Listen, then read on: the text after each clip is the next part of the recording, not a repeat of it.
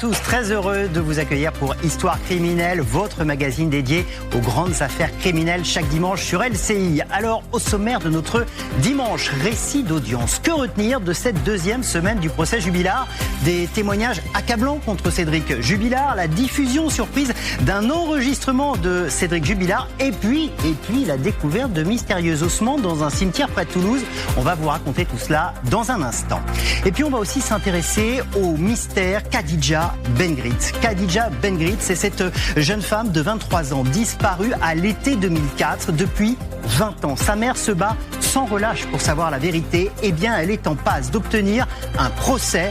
Récit et témoignage évidemment dans un instant. Enfin, on va se replonger dans l'affaire Magali Blandin. Magali Blandin, c'est cette mère de famille assassinée en 2021 par son propre mari, Jérôme Gaillard. Le cousin de ce meurtrier vient de publier un livre où il raconte les dessous de cette affaire, un pacte sordide entre un fils et ses parents pour tuer Magali Blandin. Valentin Gendreau, l'auteur de ce livre, sera notre invité. Soyez les bienvenus dans Histoire criminelle, chapitre 6, et tout de suite, le fait de la semaine.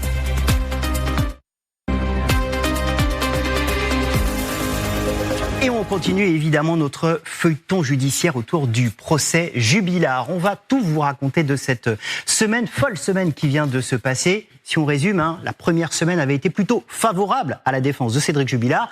La deuxième semaine, beaucoup plus difficile. On va voir ça avec nos invités. Marie Bello, bonjour. Journaliste police-justice TF1 LCI. Guillaume Fabre, qu'on retrouve chaque dimanche avec moi. Bonjour Guillaume, consultant police-justice TF1 LCI. Semaine très intense. L'élément peut-être le plus important de la semaine, c'est la diffusion, je le disais il y a un instant, de ce document audio surprise diffusé aux jurés dans cette cour d'assises. Alors on va d'abord le contextualiser avant de le commenter. C'est important, 33 heures après la disparition de Delphine, un cousin de Delphine vient voir Cédric Jubilard chez lui, ils vont discuter et ce cousin va enregistrer Cédric à son insu. Ça dure 20 minutes, petit extrait, quand Cédric Jubilard parle de sa relation avec Delphine. On s'était donné un mois et demi pour sauver le couple, si tu veux. Et au mois d'octobre, elle m'a dit non, mais de toute façon, ça sert à rien. Elle avait rien prévu? J'en sais rien, j'ai des doutes, si tu veux, mais j'ai aucune preuve.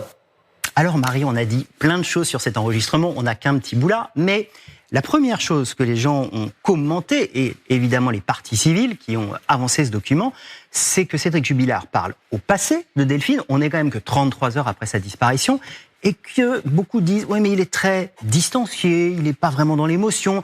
C'est comme s'il avait déjà dépassé cette affaire. Alors, c'est vrai que ce qui marque de prime abord, c'est ce ton détaché de Cédric Jubilard qui va aborder des sujets qui peuvent nous sembler complètement futiles, comme les travaux dans la maison du couple. Mais qu'est-ce que répond Cédric Jubilard quand on lui pose la question après dans le box? Oui, mais je répondais aux questions qu'il me posait. C'est vrai qu'il faut être honnête aussi avec cet enregistrement. Les cousins de Delphine Jubilard lui posent des questions sur l'état d'avancement des travaux de la maison, de ce qu'il comptait faire, des problèmes du couple. C'est eux qui avancent un peu le sujet travaux, et eux aussi parle de Delphine Jubilard au passé. Donc ça, c'est effectivement un élément avancé par les parties civiles, mais les cousins aussi parlent de Delphine Jubilard au passé à ce moment-là.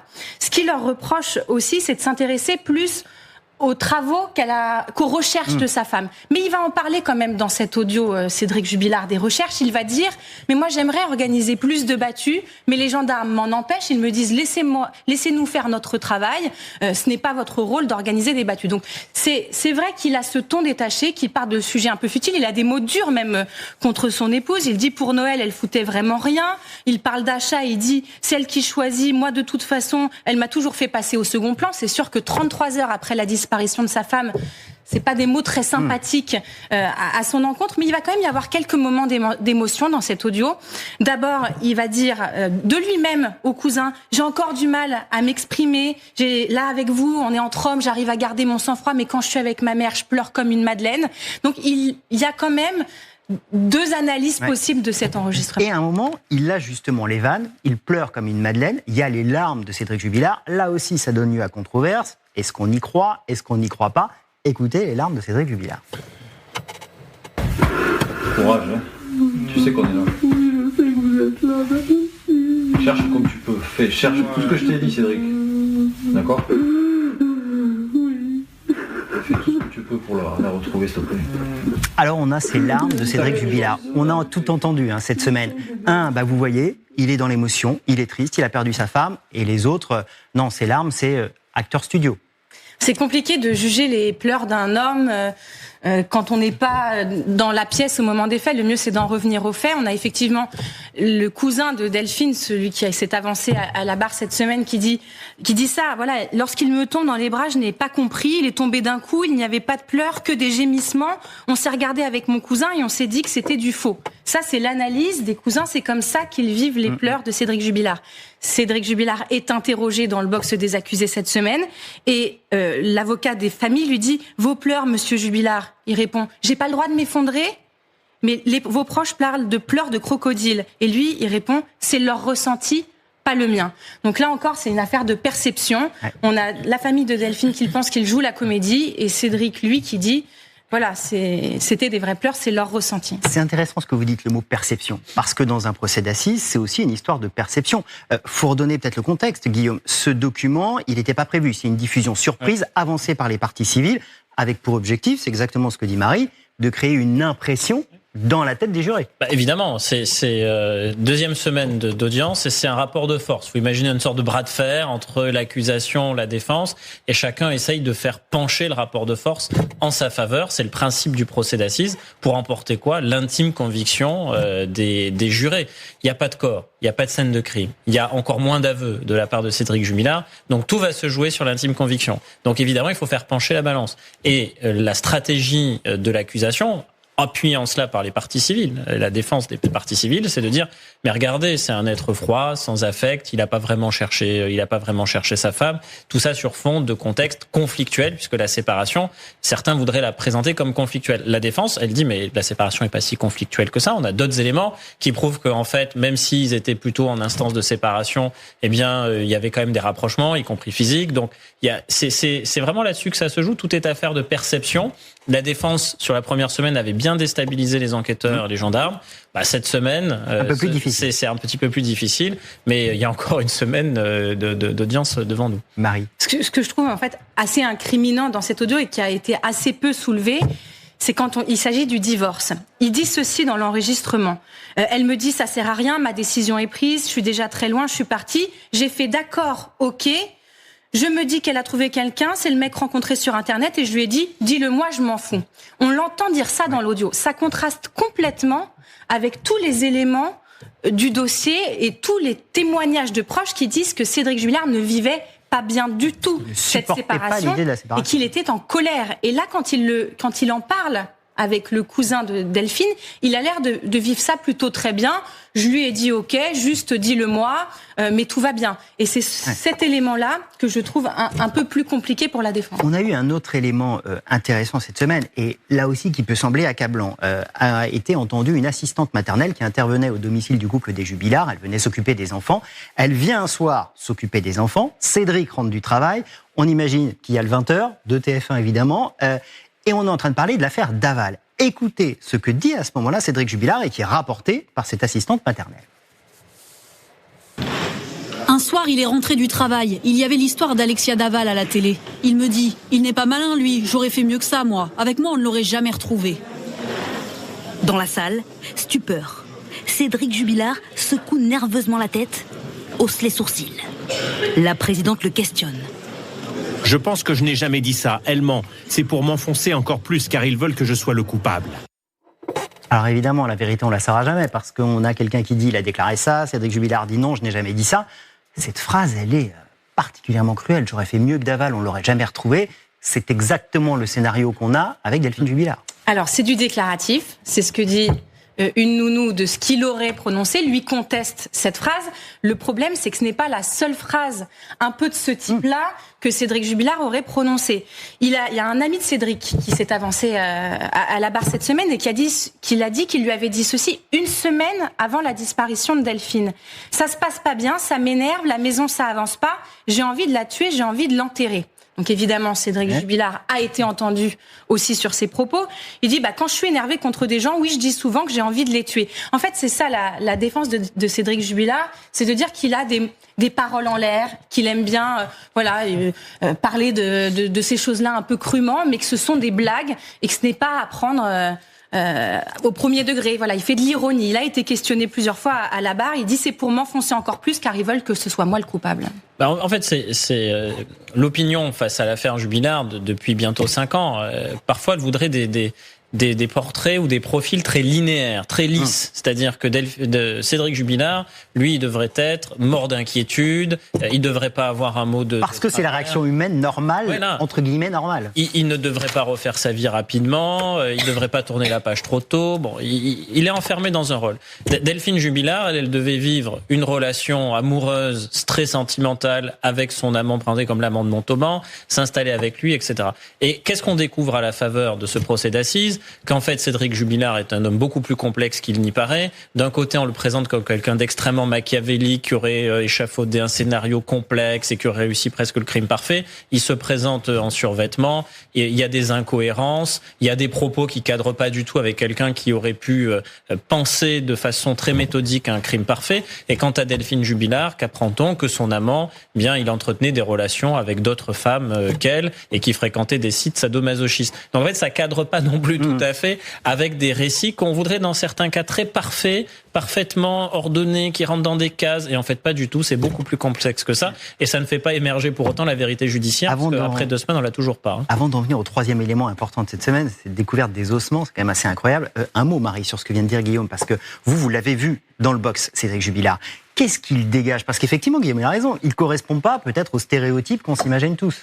C'est exactement ça. Quand on suit une affaire depuis le début, quand on travaille dessus pendant 4 ans, on se fait forcément un peu une image d'un accusé au regard des éléments qu'on nous a communiqués. On nous a parlé d'un homme arrogant, colérique, provocateur, qui fanfaronne. C'est pas du tout le Cédric Jubilard qui est dans le box des accusés. Il parle très calmement, il a une voix posée, il ne fait aucune blague, il a compris l'enjeu du moment. Donc c'est vrai que ça contraste avec l'image qu'on avait pu se faire de lui. Donc les parties civiles, elles disent bah oui, voilà, vous voyez, il a lissé son image, il se présente sous son meilleur jour. Et côté défense, on dit bah non, là vous voyez le vrai Cédric Jubilard. C'est lui, Cédric Jubilard, c'est cet homme calme et pas celui qu'on dépeint depuis des années. Alors, troisième élément de la semaine, majeur, ce moment un peu suspendu dans cette cour d'assises, parce que tout d'un coup, on va découvrir des ossements humains cachés sous une tombe dans le cimetière de Blagnac. Alors, le cimetière de Blagnac, si on vous le situe un tout petit peu, il est précisément à 90 km de Cagnac-les-Mines. Cagnac-les-Mines, là où vivaient Delphine et Cédric Jubilard, c'est la petite carte qu'on vous a fait ici. Guillaume, racontez-nous d'abord cette découverte d'ossements humains qui a semé quand même un petit trouble cette semaine dans cette cour d'assises. Pour l'expliquer très simplement, on retrouve des ossements dans un caveau, mais sauf que ces ossements ne sont pas dans un cercueil. Donc ça, c'est une anomalie, évidemment, puisque ça oriente tout de suite vers le déplacement d'un corps ou une volonté de dissimulation d'un corps. Donc tout employé funéraire qui découvre ça, il a tout de suite un réflexe, c'est d'alerter les autorités judiciaires. Donc jusque-là, classique. Sauf que ça se passe pas dans un endroit tout à fait ordinaire. Vous l'avez dit, Philippe, ça se passe à moins de 100 km de Cagnac-les-Mines. Et comme depuis le début, personne n'a la preuve que Delphine Jubilard est morte et que tout le monde cherche soit Delphine Jubilard vivante, soit un corps, le moindre corps peut revêtir un caractère un peu suspect. Et donc tout le monde s'est dit, ah, mais serait-ce Delphine Jubilard? Ça aurait été un coup de théâtre absolument majeur. Bon, c'est envoyé ces ossements à l'Institut médico-légal de Toulouse, et très vite, on apprend que c'est pas Delphine. Non, d'abord c'est un homme. Donc déjà première information, quand l'Institut médico-légal de Toulouse analyse ces ossements, il s'agit d'un squelette masculin, donc par définition ça ne peut pas être Delphine Jubilard, ça s'arrête déjà là. Et ensuite c'est quelqu'un qui est décédé depuis au moins 10 ans, donc ça ne peut de toute façon pas être non plus Delphine Jubilard qui a disparu il y a 5 ans bientôt. Et enfin c'est quelqu'un qui a subi une opération médicale, chirurgicale assez lourde. Ce sont ces informations-là. Et donc reste maintenant à comprendre pourquoi ces ossements sont à cet endroit et pas dans le cercueil dans lequel ils étaient censés se trouver. Et tout ça, on le sait, on le voit ici par ce travail absolument remarquable que sont capables de faire ces médecins légistes spécialisés qui vont travailler sur des ossements, de faire des prélèvements, des études absolument incroyables. Avant de fermer cette parenthèse des ossements, puisque ce n'est pas Delphine Jubilard, ça veut quand même dire qu'a priori, il y a quelqu'un qui a tué un homme et qui est venu se débarrasser de ses ossements tranquillement dans un cimetière. Ça peut être ça, ou quelqu'un qui a déplacé les ossements d'une personne qui était enterrée dans un autre caveau, dans un autre cercueil. Bon, ce qui n'arrive pas si fréquemment que ça, mais en tout cas, une enquête est effectivement ouverte et elle est destinée à comprendre pourquoi des ossements qui n'appartiennent pas à celui qui est possesseur du caveau se retrouvent dans le caveau en question. On va revenir, on ferme cette parenthèse des ossements puisque ce n'est pas Delphine Jubilard, on va revenir au procès Jubilard, on va se projeter sur la semaine prochaine. Ça va être, Marie, une semaine très importante la semaine prochaine. Oui, ça va être très passionnant parce que l'une des premières personnes qui va témoigner à la barre lundi, c'est l'amant de Delphine Jubilard. Donc, crucial. On va évidemment scruter la réaction de Cédric Jubilard dans le boss puisqu'il va voir pour la première fois, à quelques mètres de lui, l'amant de son épouse. On le rappelle, pour l'accusation, pour les enquêteurs, ce serait en découvrant que sa femme était en train d'envoyer des messages ce soir-là à cet homme-là que Cédric aurait pu perdre ses nerfs, s'emporter et tuer son épouse. Donc, on s'attend à un possible moment d'audience en espérant que la présidente de la cour d'assises fasse réagir Cédric Jubilard à ce que va dire l'amant, parce que c'est l'un des reproches qui est fait pendant ce procès, c'est qu'on entend très peu l'accusé. La présidente respecte un peu, peut-être trop scrupuleusement, son calendrier d'audience. Et c'est ce qu'on aime aussi dans les procès d'assises, c'est des réactions à chaud de l'accusé sur des moments d'émotion. Un exemple, par exemple, la première semaine, il y a l'administratrice des enfants qui dit Louis, votre fils est très en colère contre vous. On voulait entendre tout de suite la réaction de Cédric Jubilard. La présidente a préféré attendre une suspension et lui donner la parole ensuite. On perd un petit peu ces moments d'émotion qu'on attend dans les procès. Et on attendra de voir aussi comment la défense interroge cet amant, parce qu'on a vu déjà la semaine dernière qu'elle commençait à semer le doute sur la personnalité de cet amant. Ça va être passionnant à suivre. Ce sera évidemment dans Histoire criminelle la semaine prochaine. Grâce à vous, Marie Bello, à tout le service police-justice de TF1 LCI. Guillaume, je vous dis à tout à l'heure. On vous retrouvera pour le viseur de Guillaume Fard. On parlera d'un cas assez spectaculaire cette semaine dans Paris. Merci à vous deux. Tout de suite, on va se plonger au cœur de l'enquête.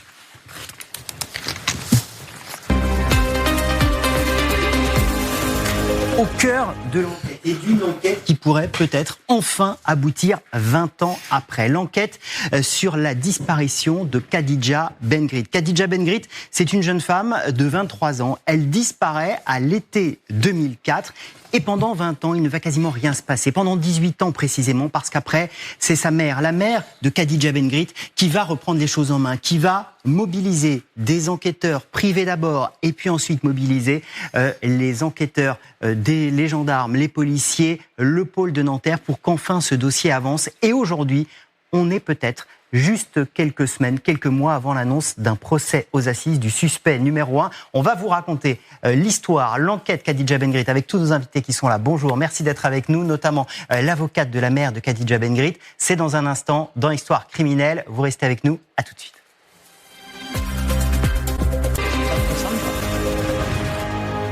Soyez les bienvenus si vous nous rejoignez sur LCI. La suite d'Histoire criminelle, votre magazine dédié aux grandes affaires criminelles. Et on se plonge au cœur d'une enquête à la fois passionnante et surtout qui est en passe peut-être d'aboutir, puisque le pôle des affaires non élucidées de Nanterre a clos cet été l'instruction sur l'affaire Khadija Ben-Grit. Un homme est mis en examen et il pourrait être envoyé aux assises. Khadija Ben-Grit, c'est cette jeune femme de 23 ans qui voulait s'offrir une sorte de seconde vie, un second souffle dans sa vie, en s'installant à Quimperlé avec un homme où elle reprend une pizzeria. Et puis, du jour au lendemain, à l'été 2004, Khadija Ben-Grit va disparaître. Peu de gens vont faire cas de cette disparition, excepté sa mère qui va se battre pendant près de 20 ans pour essayer d'avoir des réponses. Et c'est donc peut-être dans les prochaines semaines qu'elle aura gain de cause avec un potentiel procès aux assises. On va vous raconter cette histoire, l'enquête et cet acharnement de cette mère avec nos différents invités. Maître Cathy Richard, bonjour, merci beaucoup d'être avec nous. Vous êtes l'avocate de la mère de Khadija Ben-Grit, Jamila. Vous êtes l'auteur également de Crimes, délits et vies brisées chez Albin Michel. Avec nous également Philippe Foltet, bonjour. Vous êtes ancien policier, vous êtes membre de l'ARPD. L'ARPD, c'est l'association de recherche des personnes disparues, extrêmement précieux pour les familles qui voient un de leurs membres disparaître et qu'on laisse un peu de côté. Vous intervenez comme un enquêteur bénévole. Vous allez nous raconter le travail que vous avez fait sur cette affaire. Et puis avec nous également Thierry Lévesque. Bonjour. Bonjour. Merci d'être avec nous. Vous êtes journaliste. Vous suivez cette affaire de très près, notamment pour Marianne, mais aussi pour Ouest France, où vous avez publié un grand dossier sur cette affaire il n'y a pas si longtemps. Un grand merci d'être avec nous pour nous aider à contextualiser cette affaire. Avant de rentrer dans le détail, si on résume, Cathy Richard, le sens de ce dossier, c'est le combat d'une mère. Oui, exactement. C'est le combat d'une mère qui n'a jamais rien lâché. C'est-à-dire que elle pense que sa fille va rentrer, elle l'attend sur un quai de gare, je m'en expliquerai, à 21h, elle n'arrive pas, et à partir de ce moment-là, elle dit, il lui est arrivé quelque chose, j'en suis certaine. Elle va se déplacer, elle va écrire et faire écrire, parce qu'en réalité, elle n'écrit pas le français, elle va faire écrire à peu près à tout le monde, et au ministère de l'Intérieur, au procureur, enfin, elle va faire un nombre de démarches incroyables. Elle ne va jamais rien lâcher. Elle va entrer en contact avec la RPD, qui va être d'un soutien absolument extraordinaire, qui va pouvoir faire repartir les choses. Parce que, comme vous l'avez dit, Philippe, tout à l'heure, effectivement, on laisse de côté. Et c'est une disparition d'une personne majeure. Khadija, elle a 20 ans quand elle disparaît. Et en conséquence de quoi, on lui dit, madame, elle est majeure et vaccinée. Et c'est ce qu'on entend souvent dans ces affaires de disparition de personnes majeures. Parfois même, on entend, bah oui, mais elle est peut-être partie, elle a peut-être fugué, enfin voilà, même quand il s'agit de mineurs. Mais là, particulièrement, on voit que ça a été une affaire qui a été... alors, elle a déposé une plainte, et puis ça a été classé sans suite, et puis ensuite, elle en a redéposé une, elle a fait des recherches dans l'intérêt des familles, et ça a été reclassé. À un moment même, on va lui dire, mais madame, on est désolé, voilà, je suis dans l'impossibilité de répondre à votre demande. La procédure a été détruite en 2017, conformément à la circulaire sur la gestion des archives au sein du ministère de la Justice. Ça, c'est gravissime, ça. Et folle. On va la reprendre dans le détail. Été 2004, Thierry, peut-être, racontez-nous quelle est la vie de Khadija Benguin à ce moment-là, été 2004. Elle est à Quimperlé. Quelle est sa vie ? Alors, Khadija, en fait, au départ, c'est une jeune femme qui est en rupture familiale. Elle arrive avec sa petite sœur en Bretagne, en fait, en 2003, un an avant. Et puis, elle croise Philippe Chalony par hasard. Et ils se mettent en couple. La petite sœur repart, elle, dans la famille, et Khadija reste donc avec Philippe Chalony. Ancien légionnaire.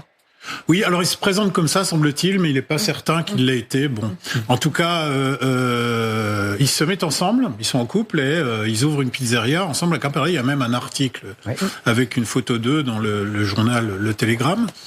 Et donc, il n'y a pas de témoignage à ce jour qui fasse état de violence d'un couple extrêmement dysfonctionnel. Mais c'est clair, il y a à un moment donné un problème, puisqu'elle donne un coup de téléphone à sa mère pour lui dire, de ce que sa mère rapporte, Philippe Marnac, je rentre.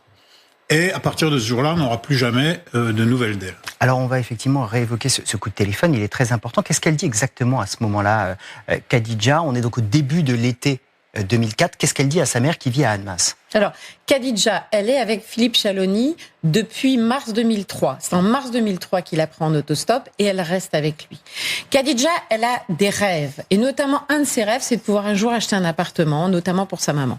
Et elle a jamais réussi à se stabiliser, à travailler. Enfin voilà, c'est vrai qu'elle a eu une vie compliquée.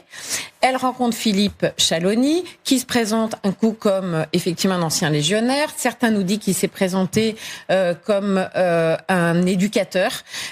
Et il va se dire aussi, et ça a priori c'est vérifié, qu'il a été détective privé, enfin enquêteur privé.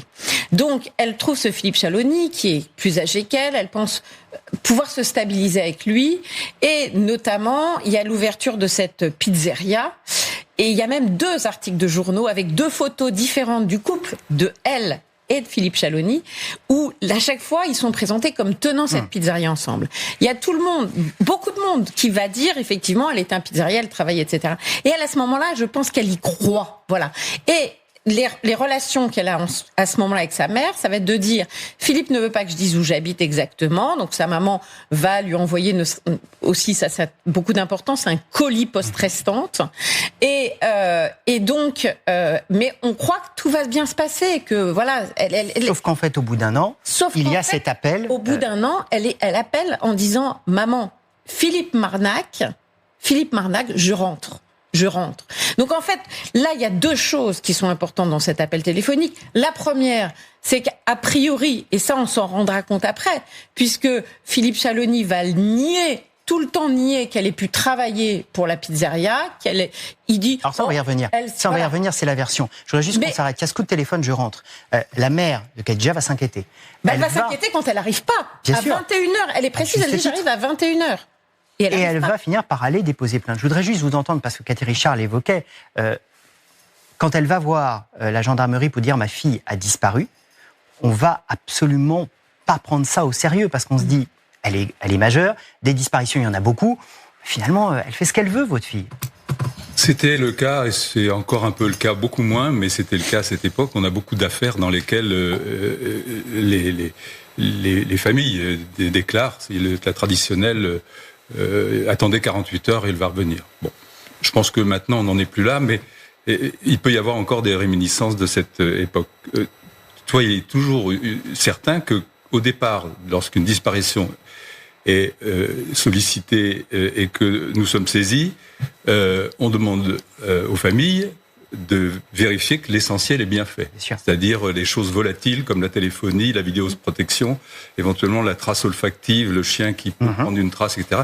Tout ça, il faut absolument que ça soit fait. Et là, en l'occurrence, il n'y a rien. Là, il n'y a rien. On est bien après. Alors, sur le coup, bien après, d'autant plus que elle se rapproche du commissariat d'Annemasse et que les faits se passent en Bretagne. Donc, ça rend aussi les choses beaucoup plus complexes. C'est là où elle va prendre les choses en main. Elle va décider, puisqu'elle habite à Annemasse, de se rendre à Quimperlé. Elle veut rencontrer ce fameux Philippe Chalony. Elle va dans la pizzeria. Racontez-nous cette séquence quand elle arrive dans la pizzeria et qu'elle demande Philippe Chalony. Alors, ce qui est incroyable, c'est qu'elle a un souvenir précis parce qu'elle dit, voilà, je suis rentrée à la pizzeria, j'ai demandé un déca. Et j'ai entendu quelqu'un qui disait oui Philippe, donc j'ai vu que c'était lui. J'ai demandé un déca et ensuite je lui ai dit je suis la maman de Khadija. Je l'ai vu devenir blanc comme un linge. Elle dit, il est devenu tout pâle. Il a perdu ses moyens au point où une femme qui était en ce moment-là en train de récupérer des pizzas emportées, lui tend un billet de 50 € et qui rend la monnaie et le billet de 50. Il est troublé. Et ça, il est troublé. Et il y a aussi 2 personnes dont ma cliente ne pourra pas dire si ce sont des garçons qui travaillent pour la pizzeria ou qui sont là comme ça, qui vont lui dire quand Chalony va avoir le dos tourné, demandez-lui où est passé Khadija. Ce qui est intéressant, c'est qu'à ce moment-là, il va commencer à raconter l'histoire qu'il raconte pendant des mois et des mois, c'est-à-dire, en fait, on se connaissait pas vraiment, ça fait 6 mois que je l'ai pas vue, elle est partie du jour au lendemain, on travaillait pas vraiment ensemble. Vous allez reprendre l'enquête en main sur la demande de la mère de Khadija. Et alors, on va reprendre ces éléments. Vous allez notamment pouvoir discuter avec la fille de Philippe Chalony, Carmen. Carmen, elle va vous dire l'inverse de ça. Ils vivaient bien ensemble, ils avaient bien une vie ensemble. Voilà, alors, dans un premier temps, on entend effectivement Magali Legrand qui va nous donner Magali Legrand, qui est la nouvelle compagne de Philippe Chalony après le départ, la disparition de Khadija. Au mois d'août et au mois de novembre, puisque l'enquête se poursuit avec un enquêteur local qui fait un certain nombre de démarches pendant que moi j'en fais d'autres.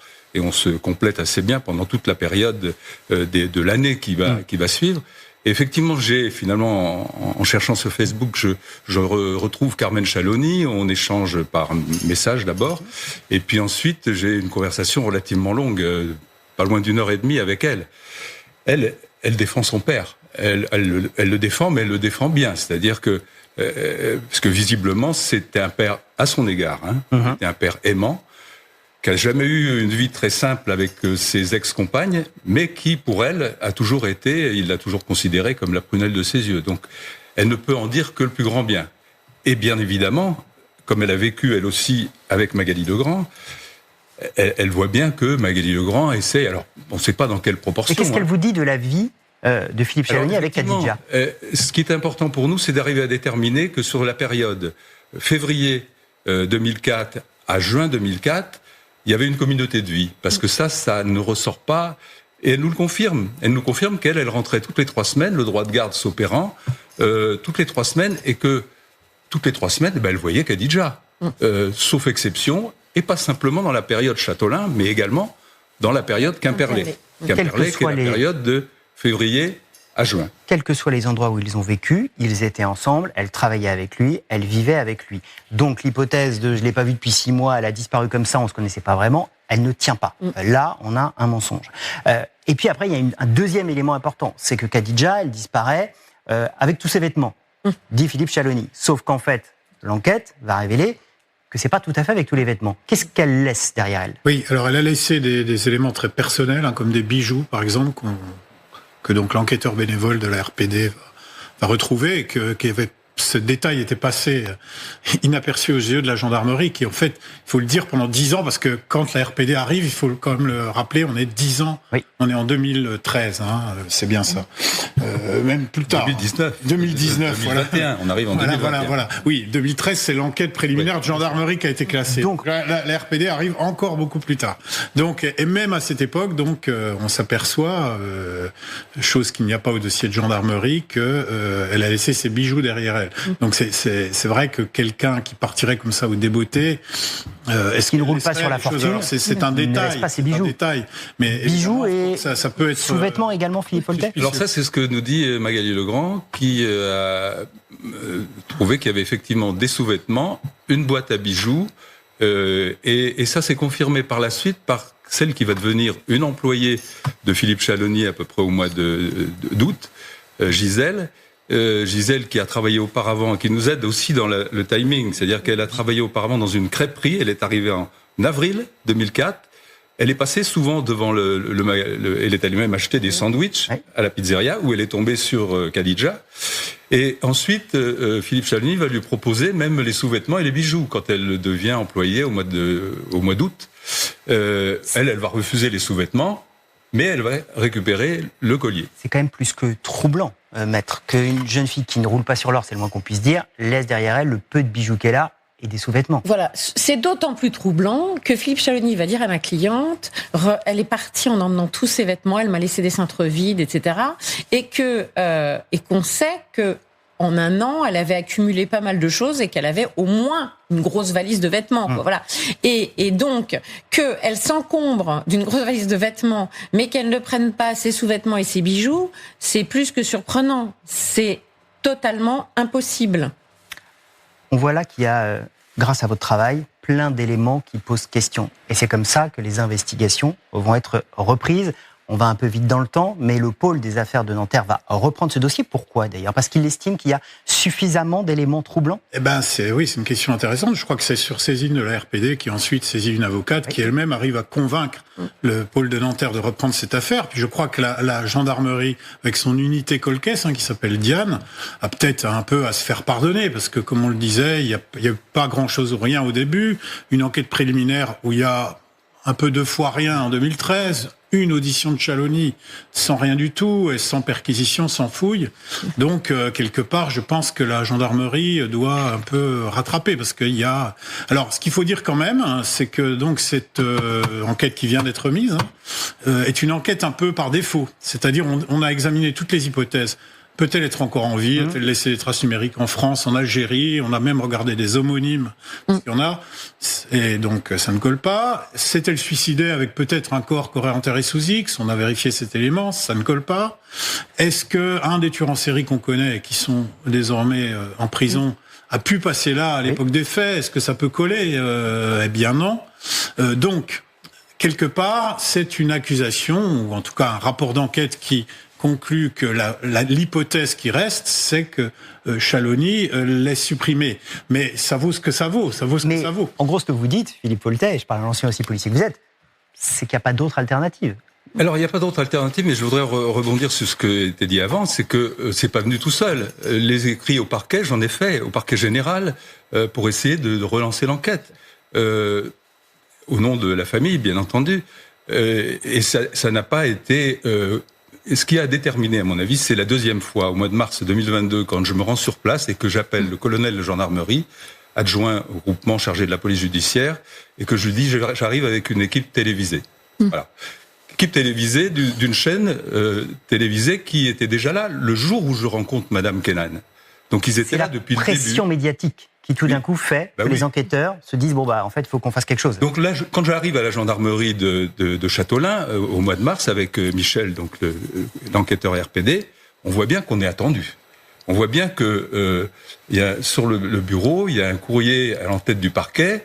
On voit bien que le parquet là a été prévenu vraisemblablement et que peut-être que là ils doivent se rendre compte qu'il y a quelque chose à faire. C'est comme ça que les choses avancent. Le pôle de Nanterre, donc spécialisé dans les affaires non élucidées, les cold cases comme on les appelle, se saisit de ce dossier. Chalony va être entendu 3 fois par le pôle de Nanterre. Le moins qu'on puisse dire, c'est qu'il y a des versions, maître, très différente dans ce qu'il va raconter au juge de Nanterre. Vous êtes bien informé. Alors, sur l'instruction en cours, elle est toujours en cours, hein, même si on nous a signifié la fin de l'information. Cet été. Il y a toujours un secret de l'instruction qui intervient. Mais en revanche, je voulais revenir sur le fait que ce qui est intéressant, c'est qu'il y a des choses qui ont quand même été dites.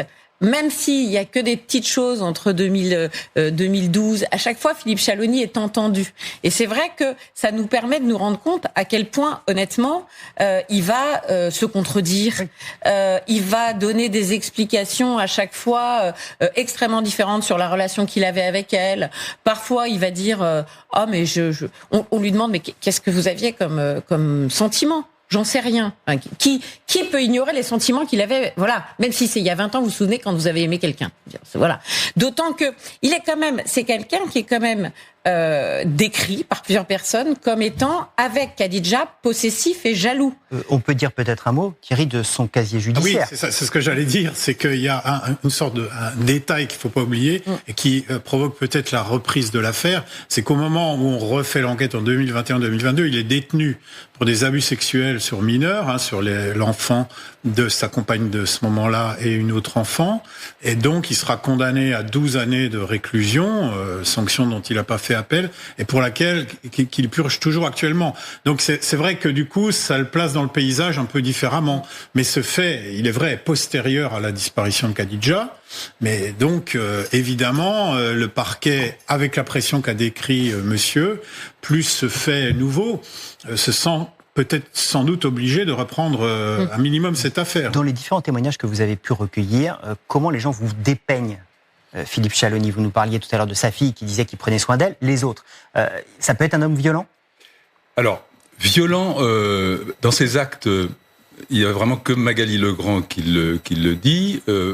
Parfois, on le sait d'un caractère impétueux. Je confirme qu'il était bien légionnaire. Il a déserté, mais il a fait 3 ans de légion. Il a été à Djibouti. C'est quelqu'un qui a l'habitude de la guerre, du combat. Voilà. C'est un taiseux. C'est quelqu'un qui est, mais un bosseur. Il est décrit comme ça par tout le monde. Mais il peut être effectivement violent par les paroles. Et dans les actes, on retrouve quelquefois des violences psychologiques, des violences, mais quand même assez rarement, sauf peut-être Magali Legrand qui le décrit comme quelqu'un de très violent. On a une femme qui disparaît du jour au lendemain, on a un compagnon qui a des versions changeantes, ça on en a la preuve, avec le portrait et les condamnations qu'il a eues, le pôle de Nanterre qui s'en saisit, on attend donc une décision pour savoir si cet homme mis en examen par le pôle de Nanterre sera traduit aux assises. Ça va être un dossier compliqué quand même. Cathy Richard qui nous rappelle, on en parlait il y a un instant, un peu l'affaire Jubilard, parce qu'il n'y a pas de preuves irréfutables. On n'a pas retrouvé Khadija, il n'y a pas d'aveu. Il continue à nier, Philippe Chalony. Ce qu'il faut savoir, c'est que devant une juridiction, ce qui compte, c'est pas tant d'avoir un corps, voilà. Ce qui compte, ça va être l'intime conviction qu'on va forger. Et cette intime conviction, moi, je n'ai aucun doute sur la culpabilité de Philippe Chalony. De mon côté, mais moi... On rappelle qu'il est présumé innocent. Il est présumé innocent. En tant qu'avocate de l'accusation. Non, je suis pas avocat de l'accusation, je suis avocat de la partie civile. Et c'est très différent d'ailleurs, parce que vous savez, moi, ma cliente, elle n'a pas envie que n'importe qui soit condamné. Ma cliente, elle demande à ce qu'on lui dise où est le corps de sa fille. Et à qui elle demande toujours où est le corps de sa fille? Elle le demande à Philippe Chalony. Et si elle avait un doute, et si elle pensait que quelqu'un d'autre pourrait lui dire où est le corps de sa fille, elle s'adresserait à quelqu'un d'autre. Vous voyez ce que je veux dire? Donc, je ne suis pas l'accusation, moi. Je suis une famille avec une intime conviction, je suis un conseil avec une intime conviction.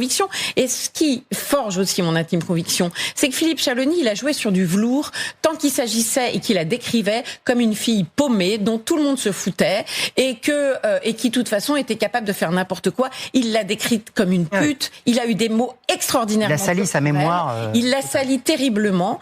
Et à ce moment-là, il jouait sur du velours. Parce que lui, il était le patron de la pizzeria que tout le monde connaissait. Et elle, voilà, il l'avait sali terriblement. Sauf que les choses se retourne. Lui, aujourd'hui, il est en détention. Lui, aujourd'hui, on en connaît le vrai visage. Lui, aujourd'hui, on lui demande des comptes. Et on se rend compte. Et là, on constate une chose. C'est qu'il se contredit tout le temps. C'est que il ne fait que des mensonges concernant Khadija. Et en conséquence de quoi, moi, je suis tout à fait prête à aller devant une cour d'assises pour expliquer aux jurés pourquoi mon intime conviction est celle-ci et pourquoi je suis certaine que les éléments qui pourront forger leur intime conviction, qui sont des indices, comme on dit, graves et concordants. Eh bien, des indices graves et concordants, il y en a à foison dans ce dossier. Talent de plaidoirie de Cathy à Richard.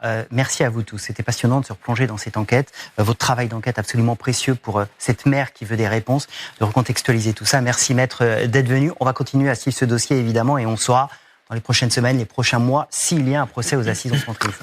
À suivre cette affaire Khadija Ben-Grit. Merci beaucoup à vous tous. Tout de suite, on va se plonger dans le viseur de Guillaume Fard.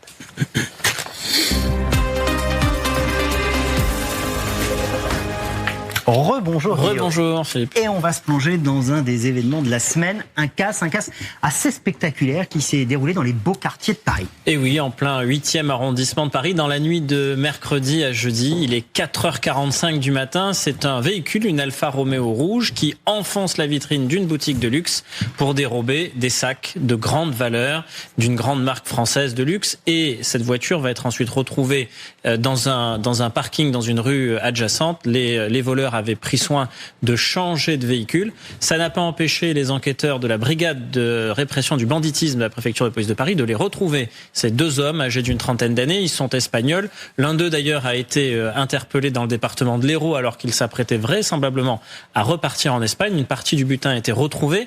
Pas de chance pour ces malfaiteurs. Efficacité du côté de la BRB. Mais en tout cas, ça nous dit une chose, c'est que nos boutiques de luxe restent vulnérables. Alors ce qui est intéressant, c'est que là, on retrouve la voiture évidemment de ces malfaiteurs qui vient donc chercher des sacs de luxe.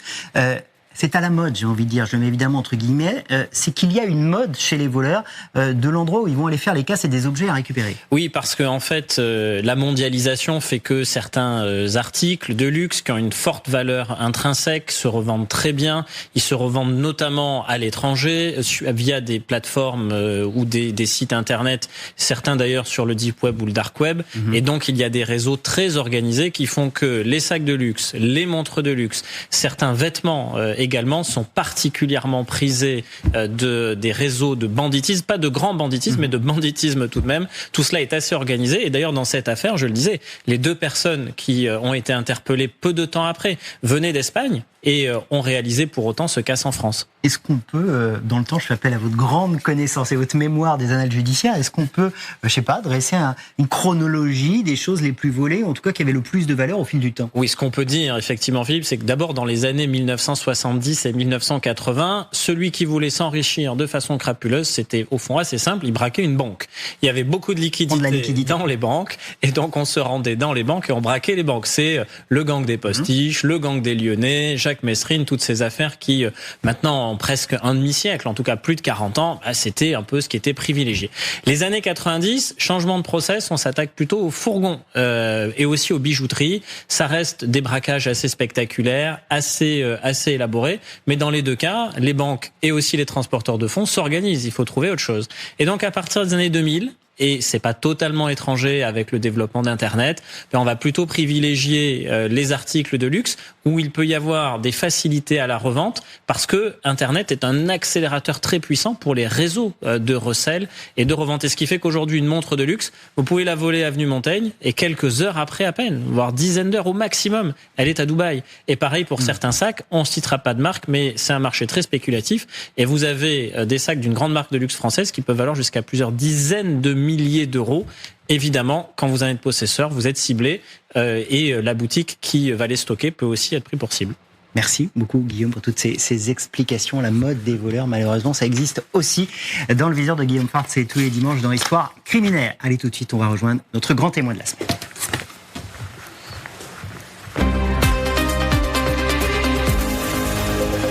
Grand témoin de la semaine, Valentin Gendreau. Bonjour, merci beaucoup d'être avec nous. On va avec vous se replonger dans une affaire dont on a beaucoup parlé, mais dont on connaissait peut-être assez peu les dessous, les coulisses.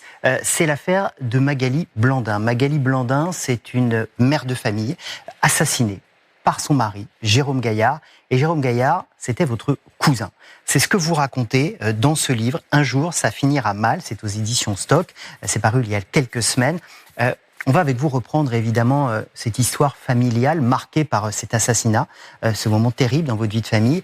Mais avant cela, comment on choisit d'écrire sur sa propre famille? J'imagine que c'est un peu particulier. Vous avez écrit plein d'ouvrages, vous êtes journaliste. Choisir de traiter de sa propre histoire, c'est quelque chose de particulier. Vous avez raison, c'est extrêmement particulier. Magali, elle a été tuée par Jérôme en février 2021. Moi, j'ai décidé de commencer à écrire à la fin de l'année 2022. Parce que je me suis dit que le fil familial, il était quand même lourd et qu'il fallait le raconter. Par fil familial, je veux dire la reproduction de la violence dans la famille. Mon grand-père qui frappait ma grand-mère, ils ont eu 2 enfants. Ma tante, qui s'est mariée avec un homme qui l'a battue et qui l'a soumise pendant plus d'un demi-siècle. Ils ont eu 2 enfants, 2 fils, et les 2 fils ont frappé leurs épouses. Et on est arrivé en 2021 à la mort de Magali par Jérôme. Ça fait beaucoup. Comment dans votre famille on a reçu ce livre? Ça fait quelques semaines qu'il est en librairie. Comment on l'a perçu et on l'a reçu? Moi, j'ai eu besoin de convaincre 2 personnes, ma mère et mon frère. Les autres ne sont plus de ce monde, puisque suite à l'affaire, ils se sont suicidés. Jérôme s'est suicidé. Ses parents, qui étaient complices dans la mort de Magali, se sont suicidés aussi. Donc, j'ai pas eu besoin de leur demander, bien évidemment. Il a fallu simplement convaincre ma mère, mon frère, que c'était important de pouvoir parler de ça, que c'était important de pouvoir raconter encore une fois la reproduction de la violence dans la famille, que c'était important aussi de mettre des mots sur la violence que beaucoup de femmes peuvent endurer, notamment à la campagne. Si je donne un seul chiffre, 47% des féminicides se passent à la campagne.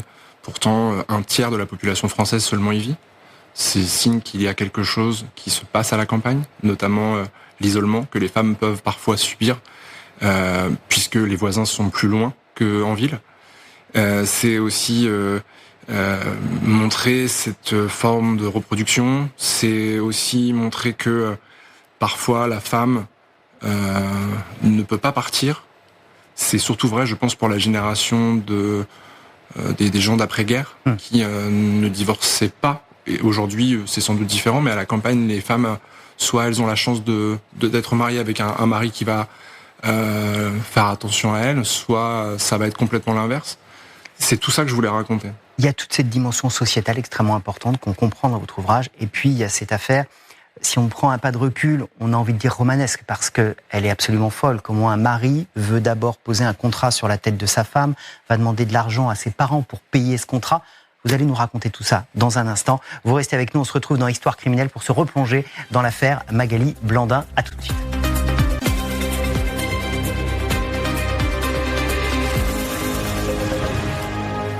Soyez les bienvenus si vous nous rejoignez sur LCI, la suite d'Histoire criminelle, et l'on se replonge ce dimanche dans l'affaire Magali Blandin. Magali Blandin, c'est une mère de famille qui va être assassinée en 2021 par son propre mari, Jérôme Gaillard. Voici Magali Blandin qui est donc tuée par son mari qui ne voulait pas qu'elle parte. Le cousin de Jérôme Gaillard, de ce tueur, c'est Valentin Gendreau. Bonjour, merci beaucoup d'être avec nous. Je vous représente parce que vous êtes l'auteur d'Un jour ça finira mal aux éditions Stock.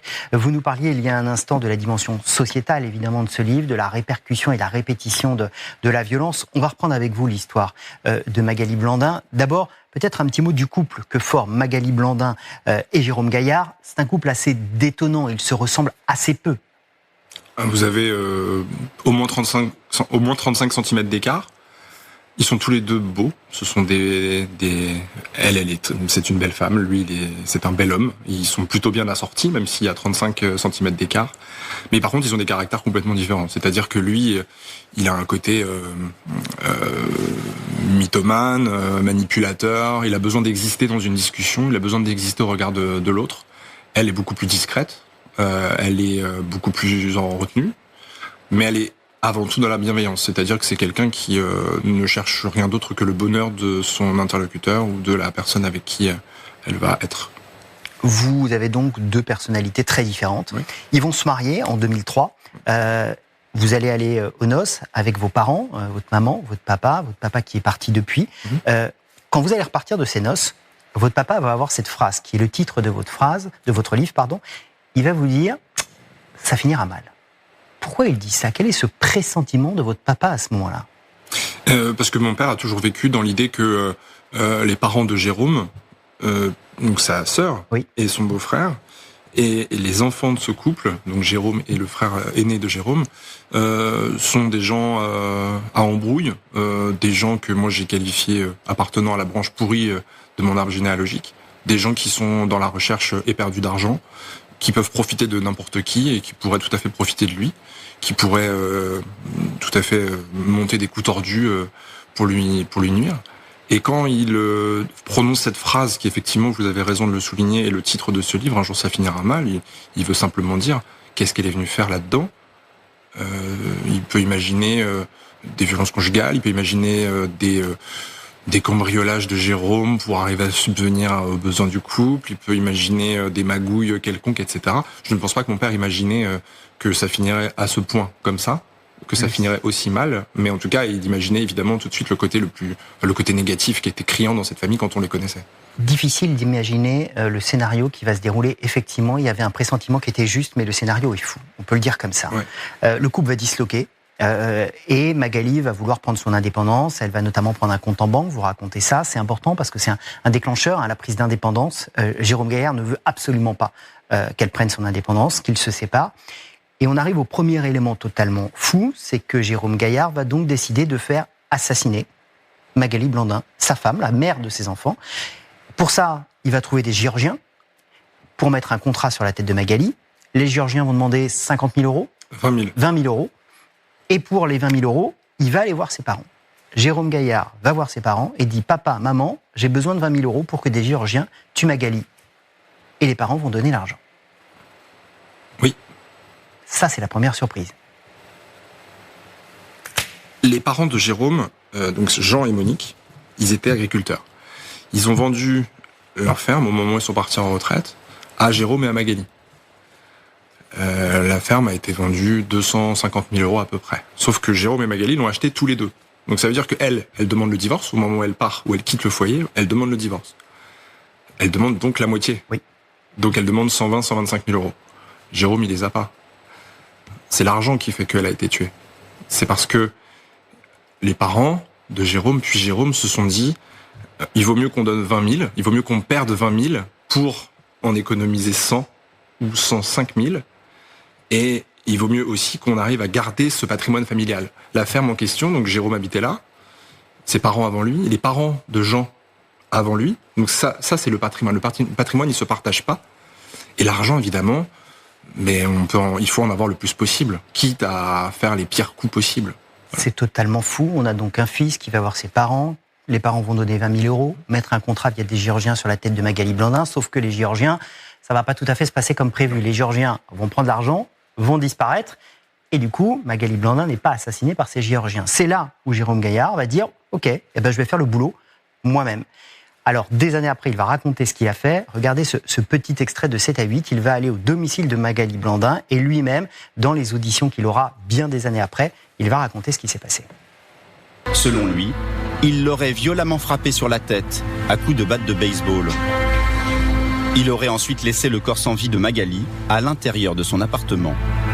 À la nuit tombée, il serait revenu pour effacer ses traces et transporter le corps jusqu'à un bosquet isolé, situé à 2 km de la ferme familiale. Il l'aurait enterré dans un trou et l'aurait recouvert de chaux vives afin d'accélérer la décomposition du corps. Le crime est quand même d'une extrême violence. Il va tuer Magali Blandin à coups de batte de baseball. Oui, à l'américaine. C'est terrible de dire à l'américaine, hein, mais c'est l'ayant connu assez bien pendant de nombreuses années. Il faut du spectaculaire. Et même dans un acte aussi effroyable, même dans un acte aussi abominable, c'est spectaculaire. Et ce crime, il le commet. Il va ensuite aller chez ses parents, déjeuner. Vous racontez ça très bien. Au menu, il y a une escalope de dinde à la crème. Ils vont prendre un yaourt. Et pendant le déjeuner, il va dire à ses parents, voilà, je l'ai fait. Voilà comment j'ai tué Magali Blandin. Ouais. Et là, les parents ne réagissent pas. Non, ils réagissent pas. Alors, après coup, ils diront qu'ils avaient peur, qu'ils avaient peur qu'il se suicide, qu'ils avaient peur qu'ils se retrouvent sans enfants, etc. Parce que ce qu'on a oublié de dire aussi, c'est qu'ils avaient un autre fils qui frappait sa femme, comme Jérôme frappait Magali, et que le fils aîné frappait sa femme est partie, et il l'a pas supporté, il s'est suicidé. Donc en fait, au moment où avant la mort de Magali, il reste Jérôme et l'autre fils n'est plus là. Il s'est déjà suicidé 10 ans avant. Donc les parents avoueront que ils avaient peur que Jérôme fasse la même chose que son frère et du coup qui se retrouve à terme sans enfant. Donc du coup ils auraient cédé pour ça. La vérité c'est qu'ils ont pas cédé pour ça, ils ont cédé parce que ça les arrangeait bien. Il y a eu des confrontations avant le suicide de Jérôme en prison.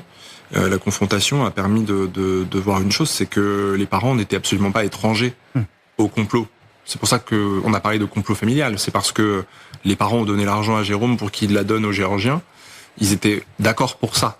Et mon opinion, et c'est quelque chose aussi qu'on retrouve dans le dossier d'instruction, c'est que si les parents l'ont fait, c'est pour l'argent. C'est on a et pour le patrimoine. Un complot familial, un pacte familial qui est scellé autour des questions d'argent pour garder cette ferme et ne pas être dépourvu de cet argent qu'il ne voulait pas donner à Magali Blandin. Il y a la violence et le meurtre et tout le monde se tait et garde en secret ce meurtre.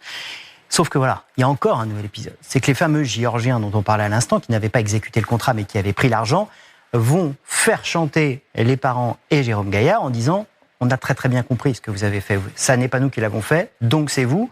Donc redonnez-nous combien d'argent ? 15 000. 15 000 euros et on se taira. » Et là, réaction assez étonnante peut-être de Jérôme Gaillard, c'est qu'il va aller voir les policiers et il va dire « On est en train de me faire chanter. » Il va voir le juge d'instruction. Et il va voir le juge. Je rigole, mais c'est tellement rocambolesque. Oui. C'est tellement n'importe quoi. Ça lui ressemble tellement que c'est absolument risible. Il va voir le juge d'instruction et en allant voir le juge d'instruction, évidemment, il était déjà le principal suspect. Là, l'étau se resserre sur lui. Et évidemment, les Géorgiens sont arrêtés, interpellés par le GIGN, oui. Quand même, à Rennes. Ils sont placés en garde à vue. En garde à vue, ils avouent que oui, c'est eux, mais en même temps, celui qui a tué, c'est sans doute lui. Et l'étau se resserre sur lui et il finira par avouer. Pourquoi va-t-il voir le juge ? Il imagine vraiment qu'on ne va pas s'intéresser à lui ? C'est le sentiment d'impunité. C'est le côté mythomane et c'est l'idée que à aucun moment il se fera avoir parce qu'il est plus malin que tout le monde. C'est pour ça qu'il va voir le juge. Sentiment de surpuissance. Ouais, bien sûr. Ouais. Il est intelligent. C'est pourtant, oui, c'est quelqu'un d'intelligent. Là, il s'est cru trop intelligent, je pense. Évidemment. Il va finir en prison, ouais. En attendant un procès. Ses parents aussi. Ses parents aussi. Procès qui n'aura pas lieu, puisqu'il va se suicider. Ouais. Le jour de la Toussaint. Spectaculaire, là aussi. Le jour des morts. Comment il s'y prend ? En prison ? Oui. Il se prend. Il n'était pas suffisamment surveillé ? Je crois qu'on touche à un problème de moyens dans les services pénitentiaires. Les syndicats dans la pénitentiaire le disent régulièrement qu'il manque de moyens, qu'il manque de personnel, etc. Mais est-ce qu'on avait perçu sa personnalité ? Parce que quelqu'un de surpuissant qui va se suicider pour pas affronter finalement la réalité, ouais. D'après vous, c'est quoi le mécanisme psychique qu'il y avait derrière lui dans sa tête ? Il a demandé à voir ses enfants. Finalement, il a pas pu les voir parce que le juge lui a interdit de les voir. Et il s'est rendu compte que ses parents allaient rester en prison. Il y a eu la confrontation à laquelle je faisais allusion tout à l'heure. Il s'est rendu compte à l'issue de la confrontation que ses parents allaient rester en prison. Je pense que là, il est arrivé au bout de son chemin. Et que, en arrivant au bout de son chemin, il s'est dit, je vais arrêter ça. Peut-être qu'en me tuant, je vais faire libérer mes parents. Peut-être. Et comme beaucoup de criminels, on préfère ne pas se retrouver confronté à la réalité, ne pas se retrouver confronté à ses actes. Ses parents vont aussi se suicider. Ouais. Les parents, ils sont libérés 3 semaines après son suicide. Et ils sont retrouvés morts pendus, eux aussi, 15 mois plus tard, dans une maison à la Turballe, parce qu'ils avaient un bien là-bas, en Loire-Atlantique. Et ils sont morts. C'est assez étonnant parce que il n'y a pas de calendrier judiciaire les concernant au moment où ils mettent fin à leur jour, au moment où ils sont découverts. Moi, je pense là encore que c'est aussi en lien avec l'argent, c'est-à-dire que ils avaient quelques biens et les biens étaient confisqués parce que il y a des dommages et intérêts à payer à leurs petits enfants et à la famille de Magali. Moi, mon opinion, c'est que encore une fois, c'est l'argent qui fait qu'ils se sont suicidés.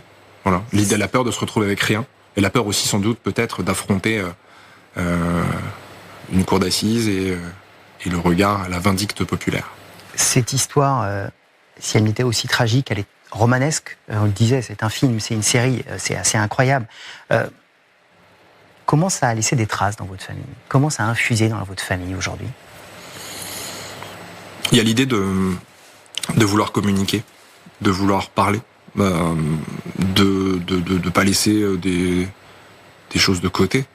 Vous parlez de l'idée du côté romanesque ou du côté cinématographique. On aurait quand même des difficultés à vraiment le faire, ce film ou cette série, parce que vous avez un huis clos familial sur 3 générations au moins. C'est compliqué de recréer des huis clos familiaux quand on n'y est pas. Vous avez la notion d'extérieur, l'image publique que les parents de Jérôme pouvaient renvoyer, l'image publique que Jérôme lui-même pouvait renvoyer. Et vous avez la notion d'intérieur. L'intérieur, c'est ce qui se passe à l'intérieur du foyer quand plus personne n'est là pour l'observer. Et ça, faire un scénario sur un huis clos familial, ça serait difficile, je pense. Et pour l'instant, vous en avez fait un livre, Un jour, ça finira mal, aux éditions Stock. C'est passionnant. Merci beaucoup, Alain Saint-Gendreau, d'être venu sur le plateau d'Histoire criminelle. Merci à vous d'avoir été avec nous. On se retrouve évidemment la semaine prochaine pour un nouveau chapitre d'Histoire criminelle. Bon dimanche sur LCI.